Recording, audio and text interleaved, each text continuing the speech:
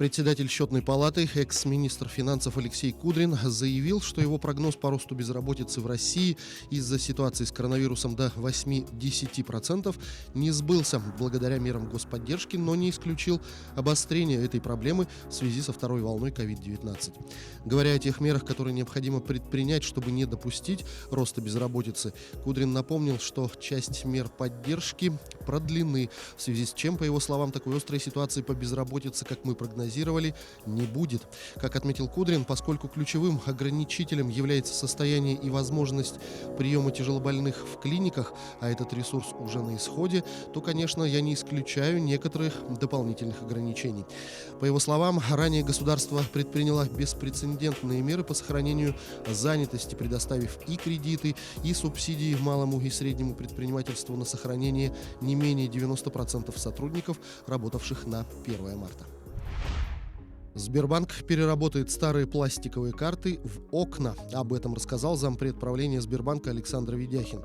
По его словам, сейчас стартует проект по переработке использованных или невостребованных банковских карт в оконный профиль для отделений Сбербанка. Также зампред рассказал, что всего в сфере экологии у компании более 150 проектов. Например, сотрудники в отделениях банка заметили, что в большом количестве выбрасывают пластиковые стаканчики у кулеров. Наши сотрудники предложили делать из них шариковые ручки, и мы запустили такой проект. Из 5 стаканчиков получается 1 ручка, пояснил Ведяхин. Такой подход к управлению стремится включить факторы окружающей среды, социальные факторы и факторы управления в процесс принятия решений для лучшего управления рисками и устойчивого развития компании.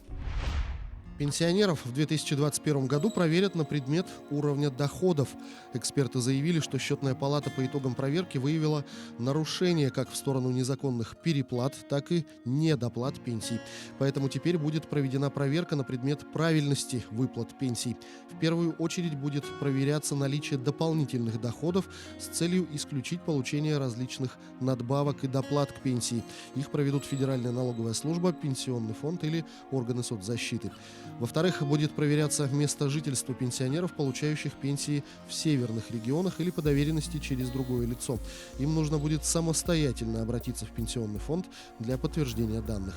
Кроме того, проверки затронут и пенсионеров, проживающих за рубежом. Они должны 1 раз в год отмечаться в российском консульстве. Премьер-министр Михаил Мишустин выделил 1 миллиард 420 миллионов рублей на закупку автотранспорта для медицинских учреждений, расположенных в сельской местности и малых городах России. Средства резервного фонда правительства будут использованы для приобретения 2000 автомобилей.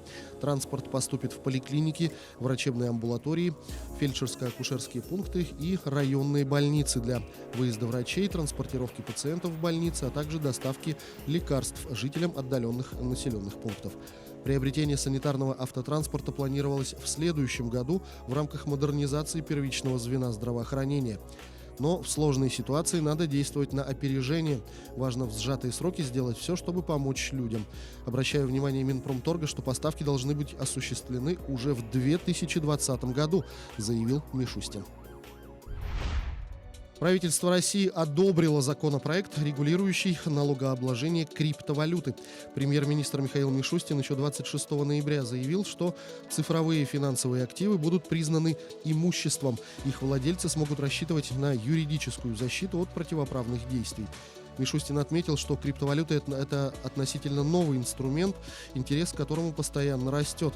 Правительство планирует направить развитие этого рынка в цивилизованное русло, чтобы владельцы таких активов могли защищать свои права и интересы, а создание теневых схем было затруднено, указал глава российского кабинета министров.